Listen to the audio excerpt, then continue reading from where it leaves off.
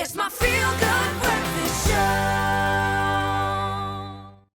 Right now, we are talking motoring, and there was a big weekend in Johannesburg, of course, with the Huisgenoot Youth Spectacular happening as well.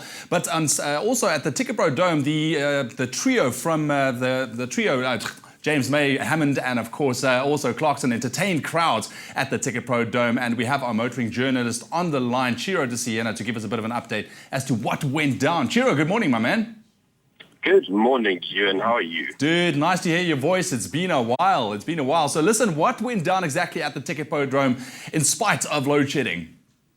Well, I think it's important to start with why it was at the Ticketpro Dome, because for the last 3 years, the Top Gear Festival, as it used to be known, happened at the Moses Mabhida Stadium. It was actually the biggest version of the Top Gear Festival in the entire world. Yeah. And then something happened in a small hotel in England between Jeremy Clarkson and a producer, and everything kind of fell to bits. And they really had to scramble. They didn't even know if it was going to happen. Yeah. And funnily enough, they went back to the home of what was Top Gear Live. In fact, the very first Top Live ever happened in what used to be known as the Northgate Dome, now the Ticketpro Dome. 9 years ago, I was there. I was a young student with way too much hair. And Jeremy Clarkson, James May and Richard Hammond said that their favorite place in the entire world to play that show is actually at the Johannesburg Dome. So they were very, very happy to be there. The crowd is very, very happy to see them. In fact, I think they had to add something like 2 extra shows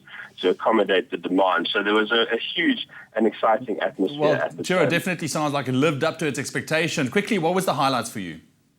I think the highlights was the way they localized the show. So they obviously work with a South African scriptwriter, and they sort of brought in a lot of South African humor and a lot of South African cars that are perhaps more interesting to the local public than they would be to, say, a Polish audience or a Swedish audience or whatever it was. So James May, for instance, during the press call, arrived in a minibus taxi, driving a minibus taxi. And then, of course, they brought Ken Block out here, internet sensation Ken Block, and he was sort of did a little gymkhana through a kind of South African parking lot type thing in his 800 horsepower Mustang. Sure. And then probably my favorite joke of the entire performance. It really was probably their funniest performance that I've ever seen in the 9 years that I've been covering that event. And there was a red Ferrari, and James May said, "Oh, this is actually President Zuma's personal car, and because it's red, he can claim it as a fire engine on his tax bill." Oh, wow. All right. Chiro, thanks a lot, man. Well, it sounded like you had a blast, Ads. I really appreciate the update, man. Keep well. Cool. Cheers, dude.